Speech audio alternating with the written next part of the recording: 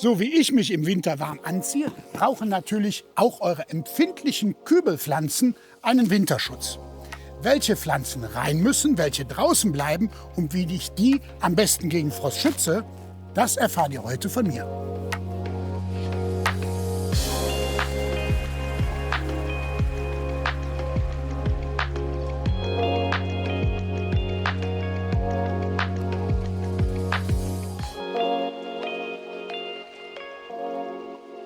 All diese Materialien hier, die brauche ich für Pflanzen, die einige Grade Frost vertragen können und draußen bleiben. Kommen wir aber zuerst mal zu den Pflanzen, die gar keinen Frost vertragen. Woher weiß ich das? Naja, ich muss mich fragen, wo kommen die Pflanzen denn ursprünglich her?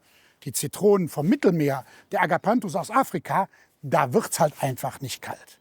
Zu denen zählen auch zum Beispiel die Bougainvillen, die Dipladenien oder die Fuchsien. Bei denen muss ich aufpassen. Im Oktober schon regelmäßig das Thermometer kontrollieren und wenn Frostgefahr droht, dann muss ich aktiv werden.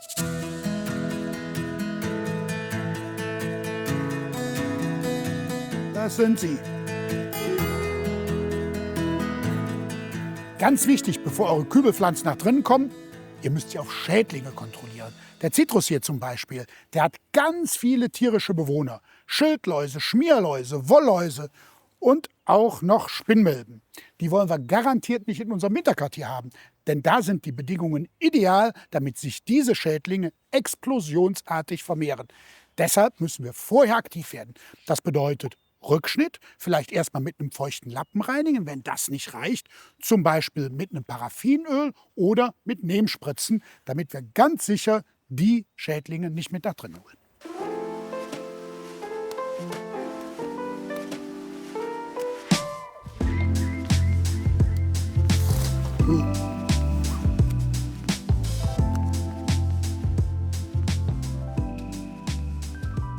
Mit einem Pinsel oder einem feuchten Lappen kann man schon mal die meisten Schädlinge entfernen.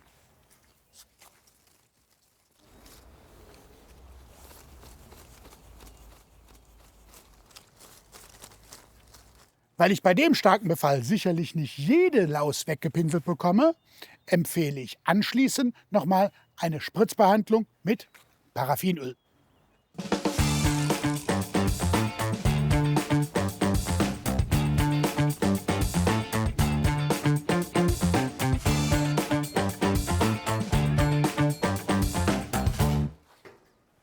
Ich bin hier natürlich in der glücklichen Situation, ich habe ein Gewächshaus. Habt ihr wahrscheinlich nicht.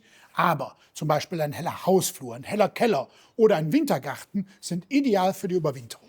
Generell gilt als Faustregel, je heller es ist, desto wärmer muss es sein, je dunkler, desto kühler.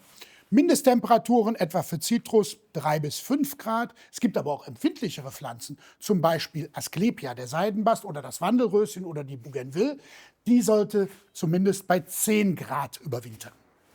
So trocken wie hier sollte der Boden bei den Kübelpflanzen sein, wenn sie ins Winterquartier geräumt werden.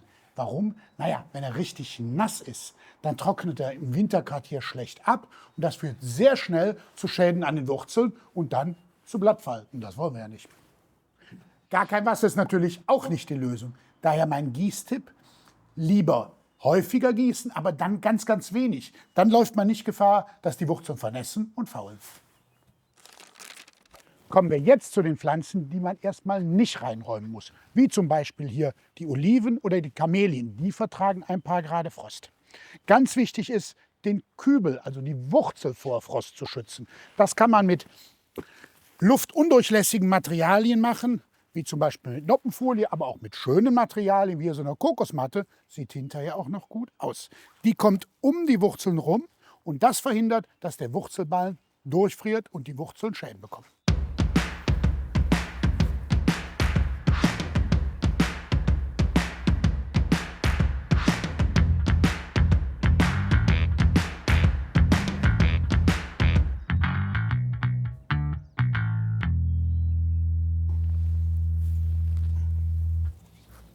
Das Ganze kann man dann noch mit dem Kokosstrick zubinden. Dann sieht das doch schon ganz nett aus, ne? Den Boden kann man dann natürlich auch noch mal mit so einer Kokosmatte da oben schützen. Übrigens, man liest ja immer mal wieder, man soll das Ganze dann auf eine Styroporplatte stellen. Glaube ich eher nicht. Denn von unten kommt ja eher Wärme als Kälte hoch. Der Erdmittelpunkt ist ja bekanntlich heiß. Also keine Styroporplatte drunter.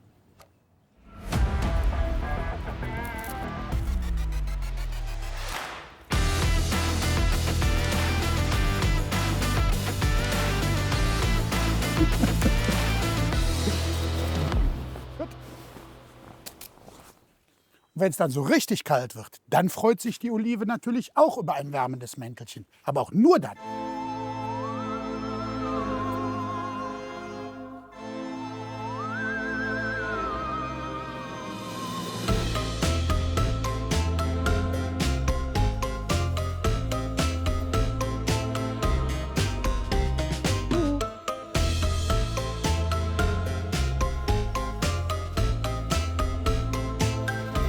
Klar ist aber auch, sollte es mal so richtig kalt werden oder über einen längeren Zeitraum kalt werden, dann hilft das reine Einpacken nicht, denn ich führe ja keine Wärme zu.